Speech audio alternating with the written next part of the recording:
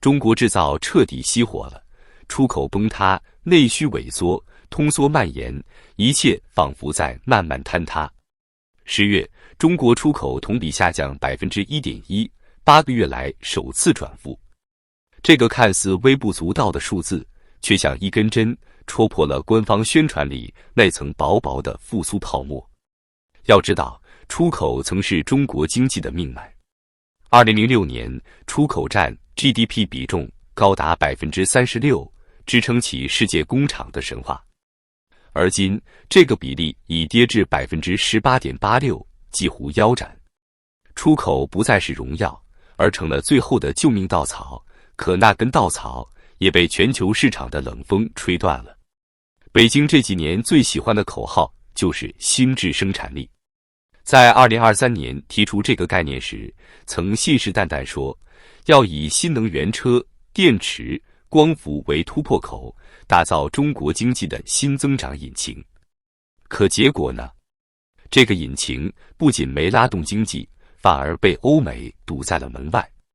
美國宣布對中國產電動車徵收100%關稅，對光伏產品加徵50%關稅，對電動車電池加徵25%關稅。歐盟也啟動了反補貼調查，矛頭直指比亞迪、寧德時代、上汽集團等中國巨頭。歐洲議會甚至公開表示，中國正在用國家補貼摧毀我們的產業。這背後是對中國是傾銷的全面反擊。過去1年，中國的新能源產品幾乎不要錢地湧入全球市場，價格比韓國低 30%， 比歐洲製造低 40%。但低價換來的不是尊重，而是報復。而所謂新質生產力，其實是一場豪賭。電動車質量不過關，光伏面板庫存暴增，電池安全事故頻發。光是在2024年上半年，中國就發生了超過380起電動車自燃事故，平均每天2起，更有駕駛者被困車內活活燒死的慘劇。這不是新質生產力，這是新質災難。補貼、產能、傾銷這3樣東西合在一起，不是經濟創新，而是工業垃圾的複製。有人諷刺說，中國的新能源就是拿國家的錢去堆廢鐵。出口崩了，外貿企業最先中槍。今年10月的出口下降幅度雖然只有 1.1%， 但這只是冰山一角。更深層的結構性問題在於，歐洲訂單同比下降 8.4%， 美國市場訂單減少 6.7%， 東南亞訂單也首次出現負增長。這意味着中國已經不是世界工廠，而成了世界倉庫，貨造出來卻沒人要。更致命的是，這場出口崩盤發生在中國經濟3駕馬車全線熄火的背景下。投資跌，前9個月固定資產投資年減 0.5%， 民企投資下降 3.1%。消費跌，9月社會消費品零售總額年增 3%， 創10個月新低。出口也跌了，這意味着中國經濟的3個支柱全部失去了支撐力。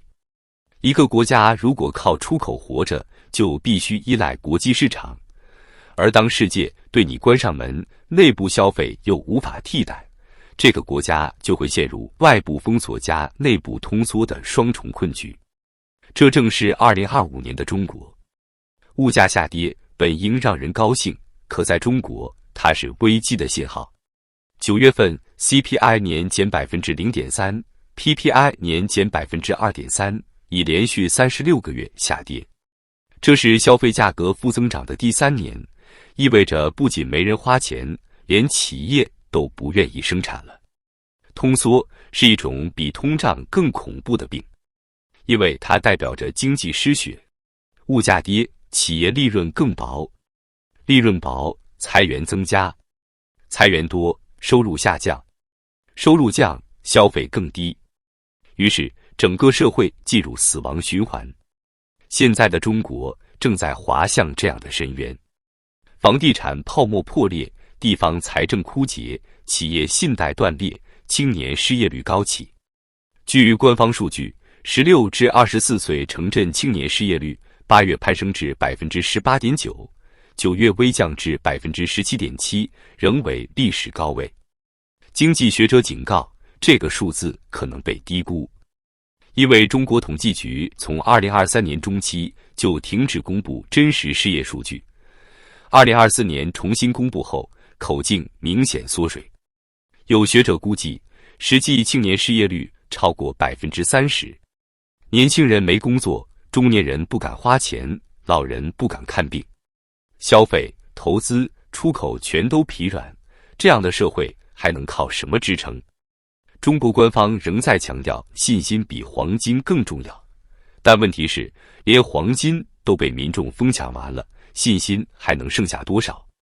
表面上，中國的問題似乎是經濟的出口下滑、物價下跌、投資萎縮，但更深的真相是，這是制度的崩壞，是信任的坍塌，是一個失去動力的國家在被慢慢掏空。中國經濟的致命傷從來不是缺錢，而是錢不敢花。統計數據顯示，中國居民儲蓄率高達 45%， 是全球平均水平的2倍。即2024年一年，全國居民新增儲蓄達到 17.8 萬億元人民幣。表面上看，這是老百姓變有錢了，但實際上這是恐懼的堆積。當一個社會人人都在存錢，沒人敢花錢，那不是富足，而是絕望。為什麼不敢花？因為房價還在跌，資產泡沫正在塌；因為醫療教育成本高昂，養老保障搖搖欲墜；因為隨時可能被裁、被封、被查、被共同富裕。2025年的中國人不是沒錢，而是不信任未來。這一切從房地產崩盤開始。數據顯示，2024年前9個月，房地產投資下降 13.9%， 商品房銷售額下降 7.9%。開發商沒錢，地方財政沒稅收，銀行壞賬激增。於是，政府為了救樓市，強推購房補貼，放寬限購，但無人接盤，因為普通人明白了，再多的補貼也救不回一個失去信心的市場。房地產是中國內需的核心支柱，當它塌了，整個社會消費鏈條跟着崩了。家電賣不動，裝修停工，建材滯銷，家居企業倒閉。通縮不是冷冰冰的數字，而是千千萬萬家庭的哀鳴。在這樣的環境下，所謂擴大內需成了空洞口號。北京還在喊要讓人民敢消費，可問題是，當老百姓連明天是否還保得住工作都不確定，誰還敢掏錢？當普通人拼命存錢的時候，富人早就開始轉移資產了。2024年，中國對外直接投資激增到1780億美元，創歷史新高。與此同時，外資卻以創紀錄的速度撤出中國，僅第3季度，外資淨流出就達到1130億美元，為1998年亞洲金融危機以來最高。這意味着中國經濟正在雙向出血，窮人的錢困在銀行，富人的錢逃往海外。北京聲稱要吸引外資，卻無力阻止本國資本的外逃。香港的私人銀行、迪拜的離岸公司、新加坡的家族信託，成了中國財富外流的避風港。據日經亞洲分析，2024年中國高淨值人群有超過1萬人移民或準備移民，攜帶資金約480億美元。這些數字背後是信任徹底崩塌的社會現實。他們不再相信人民幣，不再相信金融監管，更不相信未來。外資也在用腳投票。截至2024年底，外資在中國股市持倉佔比降至僅 2.6%， 創10年新低。